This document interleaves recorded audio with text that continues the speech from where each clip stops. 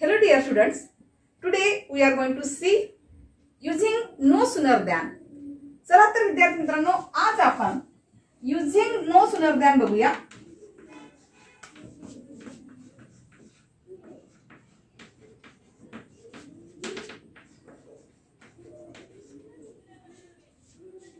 आतापर्यंत आपण no sooner than चे वाक्य कशा प्रकारे बनवायची हे बघितलेलं होतं. पण त्यावेळेस कोणत्या प्रकारचे वाक्य आले होते? जर दिलेल्या वाक्यामध्ये as soon as आलेलं असेल, जसे की जर दिलेल्या वाक्यामध्ये as soon as आलेलं असेल, when नी सुरुवात झाली असेल, त्याचबरोबर हार्डली when चे वाक्य आले असेल, तर अशा वेळेला आपण नो सूनर दॅनचा वापर कशा पद्धतीने केलेला होता हे आपल्या व्हिडिओमध्ये तुम्ही शिकला आहातच, नाही का? तर आजच्या तासामध्ये आपण असे काही वाक्य बघणार आहोत की जेणेकरून त्या वाक्यामध्ये कुठलाही टाइम रिलेटेड वर्ड्स येणार नाही. म्हणजे हे जे टाइम रिलेटेड वर्ड्स आहेत, ज्या पद्धतीचे आपण वाक्य अगोदर बघितले होते मागच्या व्हिडिओमध्ये, जसे की जर वाक्यात as soon as आलेला असेल किंवा when आलेला असेल किंवा हार्डली when वाक्यात आलेला असेल, तर अशा वेळेला ही जी वाक्य ही कशी आहे, तर ती वाक्य जी होती ती वाक्य टाइम रिलेटेड सेंटेन्स होते, नाही का? तर अशा वेळेस आपण ही सगळे अशा पद्धतीचे कोणतेही शब्द आले असे वाक्यामध्ये तर आपण वोमिट करत होतो, काढून टाकत होतो. पण आजच्या तासामध्ये आपण असा काही भाग शिकणार आहोत की ज्याच्यामध्ये यापैकी कोणता शब्द राहणार नाही, तर याऐवजी कोणता शब्द येणार आहे, म्हणजे जे दोन सेंटेन्सेस आहे ते कसे राहणार आहे, तर त्या ठिकाणी अँडचा वापर होऊन दोन वाक्य जोडल्या जातील. तर अशा प्रकारचे जर वाक्य आले असेल पेपरमध्ये, तर अशा वेळेस नो सूनर दॅनचा वापर आपण कसा करणार याविषयी माहिती जाणून घेऊया. Let us see the structure of no sooner than. No sooner plus to be form oblique had oblique to do's form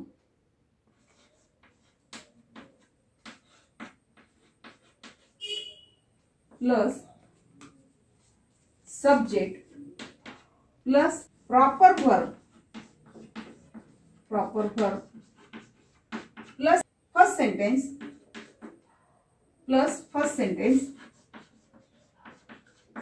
plus than plus second sentence. बघा, लक्ष द्या स्ट्रक्चर कडे. काय सांगितलेलं आहे, नो सूनर दॅनचा वापर करत असताना कशा पद्धतीचा आपल्याला स्ट्रक्चर यूज करायचं आहे सेंटेन्स मध्ये. तर बघा, सगळ्यात पहिली सुरुवातीला काय घ्यायचं आहे, नो सूनर प्लस टू बीज फॉर्म. जर वाक्यामध्ये टू बीज फॉर्म आलेला असेल तर टू बीज फॉर्म घ्या. तुम्हाला टू बीज फॉर्म माहिती आहे, जे आपण आतापर्यंत व्हिडिओमध्ये बघितलेले आहेत.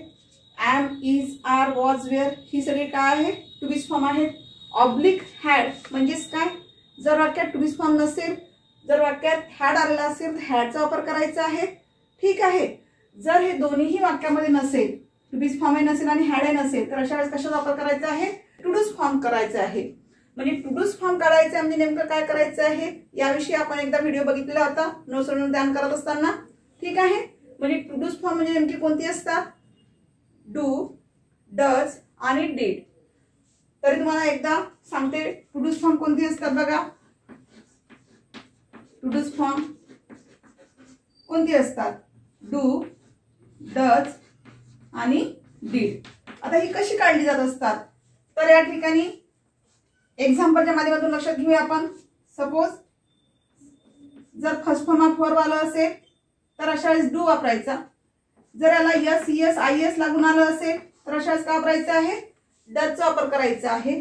जर वाक्यामध्ये पास्ट टेन्स आलेला असेल तर अशा वेळेस काय घ्यावं लागेल तुम्हाला, की टू डूज फॉर्म आपल्याला स्वतःला काढायचं असते. दिलेल्या वाक्यामध्ये फक्त वर्ब आलेलं असते सब्जेक्टच्या नंतर, त्या वर्ब वरून तुम्हाला आयडेंटिफाय करायचं असते का which form of verb here, म्हणजे दिलेल्या वाक्यामध्ये इथे कोणतं क्रियापदाचं रूप आलेलं आहे हे तुम्हाला स्वतःला ओळखायचं असते. तर हे ओळखण्यासाठी तुम्हाला एक सोपी ट्रिक सांगितली या ठिकाणी, easy method.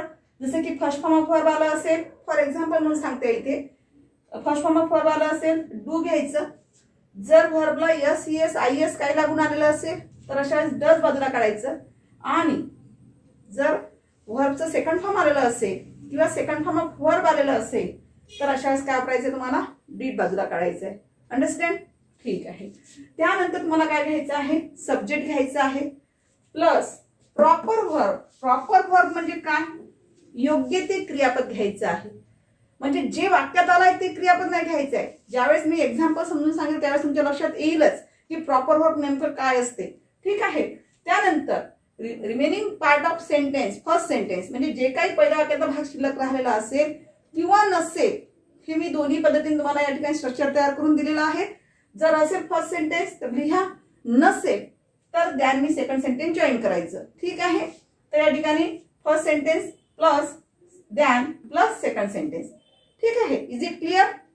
Late us see some example. For example number 1, the policeman came and started hiring. जर तुम्हाला पेपरमध्ये युझिंग नो सुनर दॅन असं जर बनवायला आलं असेल तर कशा पद्धतीने विचार करायचा आहे. आता या ठिकाणी आपण अकॉर्डिंग टू फॉर्म्युला यानुसार तर आपण दिलेले वाक्य पुटअप करणार आहोतच, नो डाऊट. या अगोदर आपण जे काही नो सुनर दॅनचे सेंटेन्स शिकत असताना कशा पद्धतीने बनवायचं, तर त्यावेळेस ॲज सून ची वाक्य होती, ॲजचे सेंटेन्स होते, ॲज वेल ॲज व्हेनचे पण वाक्य होते, इवन हार्डली व्हेनचे पण वाक्य आलेले होते. तर अशा वेळेस कशा पद्धतीने वापर केला आणि त्यापैकी या ठिकाणी काय दिसते का सेंटेन्स मध्ये, नाही. तर अशा वेळेस कसं करणार आता आपण, तर विद्यार्थी मित्रांनो सगळ्यात पहिले वाक्य ओळखायला शिकायचं. दिलेल्या वाक्यात कोणत्या गोष्टी आल्या आहे हे ऑब्झर्व करा. आता बघा या ठिकाणी the policeman came and started firing. इथे तुम्हाला दिलेल्या वाक्यामध्ये सरळ सरळ दोन वाक्य अँडनी जोडले दिसत आहेत, बरोबर आहे, राईट. पण या वाक्यात तुम्हाला कुठलाही टायमिंग रिलेटेड वर्ड्स जो आहे म्हणजे ज्याला आपण टाइम रिलेटेड वर्ड्स म्हणतो त्यापैकी आलेला आहे का, नाही. अशा वेळेस काय करायचं, त्या वाक्याचा मिनिंग वापरायचा, म्हणजे मिनिंग करायचा. आणि मिनिंग केल्यानंतर ज्या वाक्याची क्रिया फर्स्ट घडत असेल त्या वाक्याला सुरुवातीला घ्यायचं आणि ज्या वाक्याची क्रिया सेकंड टाइमला घडून येत असेल तर ते सेकंड टाइमला घ्यायचं. ठीक आहे. चला, the policeman came and started firing म्हणजे याचा अर्थ काय झाला, म्हणजे तिथे पोलीस आले आणि फायरिंग करायला सुरुवात केली. म्हणजे दिलेल्या वाक्यात पहिलं वाक्य पहिलीच क्रिया आहे, राईट. आणि दुसऱ्या वाक्यातलं दुसरं जे अँडनी जोडलेलं वाक्य आहे ते काय दाखवत आहे, सेकंड ऍक्शन दाखवत आहे, दुसरी कृती. पहिले स्टार्टिंग फायरिंग केली आणि नंतर पोलीस लोक आले, असं झालं आहे का, नाही. कधी कधी असेही वाक्य येत असतात पेपरमध्ये की तुम्हाला वाक्याचं पक्षांतर करून लिहायचं असते. ठीक आहे.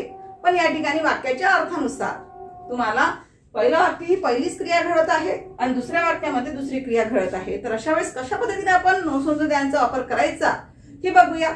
Late us see answer according to the formula. सर्वात पहिले काय घ्यायचं, नो सुनर. इथे नो सुनर घेतल्यानंतर फक्त फर्स्ट सेंटेन्सचा विचार करायचा आहे. द policeman came हे झालं तुमचं पहिलं वाक्य, हे तुमचं फर्स्ट सेंटेन्स आहे, राईट, फर्स्ट सेंटेन्स. मग या वाक्यामध्ये तुम्हाला फॉर्म्युलामध्ये ज्या गोष्टी सांगितल्या त्यानुसार काय दिसते आहे का, या ठिकाणी टू बीज फॉर्म आला आहे का, नाही आहे. त्यानंतर ऑब्लिक करून हॅड होतं, हॅड आहे का, नाही आहे. डायरेक्ट व्हर्ब आलेला आहे. पण व्हर्बचं कोणतं रूप आलेलं आहे, सेकंड फॉर्म ऑफ व्हर्ब आलेला आहे, राईट. या ठिकाणी हे जे केम आलेलं आहे हे काय आहे, पास्ट टेन्स आहे. जर पास्ट टेन्स असेल तर या ठिकाणी काय घ्यायचंय तुम्हाला, डीड घ्यायचं आहे. घेतला आपण डीड. त्यानंतर हा जो सब्जेक्ट आहे हा सब्जेक्ट या ठिकाणी घ्या, द policeman. त्यानंतर काय सांगितलं फॉर्म्युलामध्ये, प्रॉपर वर्ब घ्या म्हणून सांगितलं होतं. आता प्रॉपर वर्ब म्हणजे नेमकं काय, इथे डीड घेतल्यानंतर इथे जे वर्ब आहे हे पास्ट टेन्स जरी असेल तरी याचं मेन फॉर्म इथे तयार करायचं. आता केमचा फर्स्ट फॉर्म काय होईल, कम. तुम्ही म्हणा मॅडम कसं, कारण या ठिकाणी डीड घेतलेला आपण एकाच वाक्यात दोन दोन पास्ट टेन्स यूज करता येत नाही. इथे डीड घेतल्यामुळे या ठिकाणी तुम्हाला घेताना काय करावं लागेल, वर्बचं म्हणजे प्रॉपर वर्बच घ्यावं लागेल, बेसिक वर्ब घ्यावं लागेल. तुम्ही जर पुन्हा केम लिहिलं तर तुमचे आन्सर रॉंग होईल. ठीक आहे. म्हणजेच आपल्याला सांगायचा उद्देश काय आहे, जर तुम्ही इथे डीड वापरत असाल तर या ठिकाणी वर्बचं काय करायचं आहे, first form of verb use करायचं आहे. ठीक आहे, कम. त्यानंतर तुम्हाला काय वाक्याची रिमेनिंग दिसत आहे का फर्स्ट सेंटेन्स मध्ये? नाही. नसेल तर या अँडला कट करा. अँडला कट करून त्या ठिकाणी काय घ्यायचं आहे? द्या.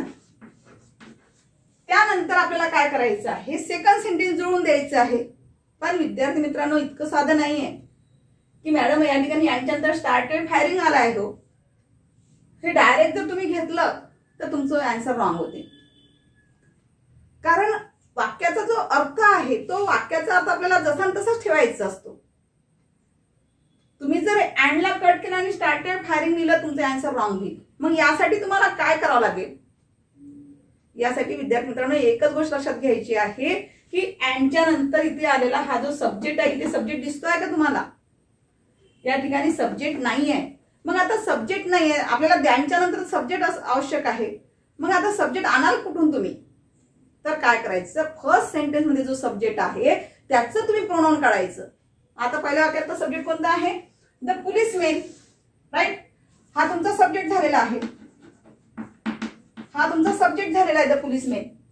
हा जो सब्जेक्ट आहे याचं तुम्ही नंबर बघा.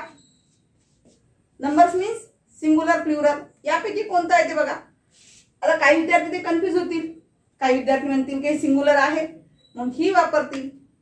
पण ती सुद्धा बघायसाठी तुमच्याकडे कसं ऑब्झर्व की नसायला पाहिजे. तुमची जी पाहण्याचं जे सब्जेक्ट पाहण्याची किंवा सब्जेक्ट ओळखण्याची जी दृष्टी आहे ती कशी असायला पाहिजे? तीक्ष्ण असायला पाहिजे. कारण ग्रामर मध्ये एक जरी मिस्टेक झाली तरी मार्क्स मिळत नसतात. इथे सिंगुलर नाहीये तर हा जो सब्जेक्ट, हा सब्जेक्ट कसा आहे? प्लुरल मध्ये आहे. कारण इथे पोलीस मेन आलेला आहे. मॅनचं अनेक वचन काय होते? मेन होते. जर अनेक वचनी जर सब्जेक्ट आला असेल तर या ठिकाणी सर्वनाम काय होईल? प्रोनाउन काय होईल? त्याचं अनेक वचनी दे घ्यावं लागेल. म्हणजे याचं प्रोनाउन आपण या ठिकाणी घेतलेलं आहे. काय घेतलेलं आहे? दे. हा दे कसा काढला लक्षात आलं तुम्हाला? जर हे सिंगुलर असतं तर आपण या ठिकाणी ही घेतलं असतं. या ठिकाणी प्लुरल आहे म्हणून आपण इथे काय घेतलेलं आहे? दे घेतलेलं आहे. दे घेतल्यानंतर जे काही वाक्यामध्ये वर्ब आलेला असेल ते आधी घेऊन घ्या. स्टार्टेड आणि नंतर राहिलेला जो पार्ट आहे तो पार्ट लिहून घ्या.